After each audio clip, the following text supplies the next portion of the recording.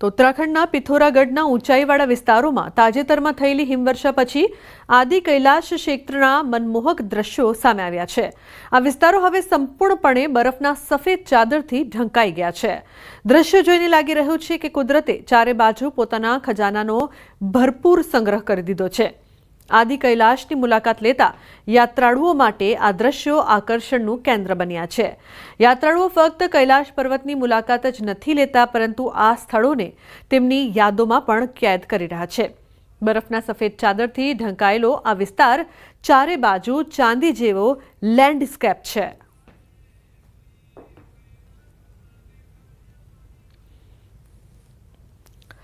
ઉત્તરાખંડમાં ભારે હિમવર્ષા થઈ રહી છે, જેને કારણે ઊંચા સતોપંથ ટ્રેક પર 40થી વધુ પ્રવાસીઓ ફસાયા હતા।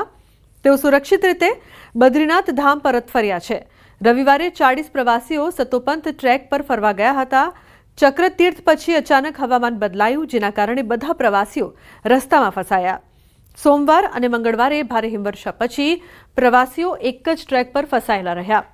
બુધવારે સાંજે બધા પ્રવાસીઓ સુરક્ષિત રીતે બદ્રીનાથ ધામ પરત ફર્યા, જેના પછી વહીવટી તંત્રે રાહતનો શ્વાસ લીધો। ભારે હિમવર્ષા પછી સતોપંથ ટ્રેક હજુ પણ પ્રવાસીઓ માટે બંધ છે।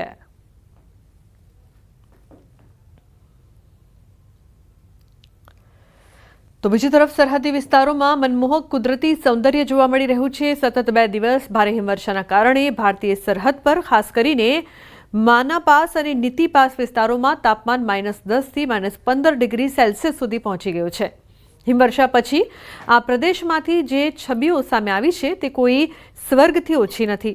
ચારે બાજુના ઊંચા શિખરો સંપૂર્ણપણે બરફની ચાદરથી ઢંકાયેલા છે, જે એક અદ્ભુત, સુંદર અને શાંત લેન્ડસ્કેપ બનાવે છે।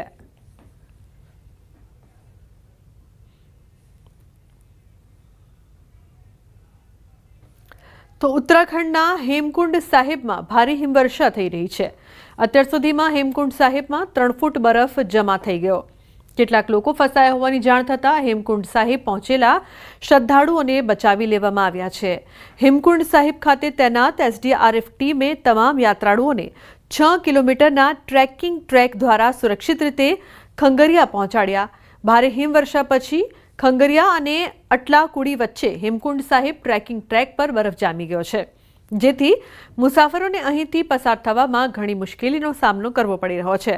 સ્થળ પર SDRF ટીમ તૈનાત કરીને મુસાફરોને બહાર કાઢવાના પ્રયાસો કરવામાં આવી રહ્યા છે।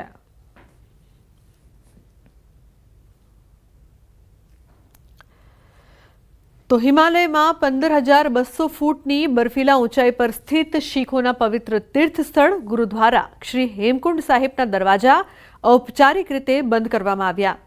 આ વર્ષની યાત્રા જે 25 મે 2025ના રોજ શરૂ થઈ હતી, તે લગભગ 2.75 લાખ ભક્તોની અતૂટ શ્રદ્ધા સાથે ભવ્ય રીતે પૂર્ણ થઈ। સમાપન સમારોહ ખૂબ જ ભક્તિમય અને ભાવનાત્મક વાતાવરણમાં યોજાયો, જેને લગભગ 2000 ભક્તોએ નિહાળ્યો હતો। સમારોહની શરૂઆત સુખમણી સાહેબના પાઠથી થઈ, ત્યારબાદ મધુર કીર્તન રજૂ કરવામાં આવ્યું, જેનો ઘણા ભક્તોએ લાભો લીધો।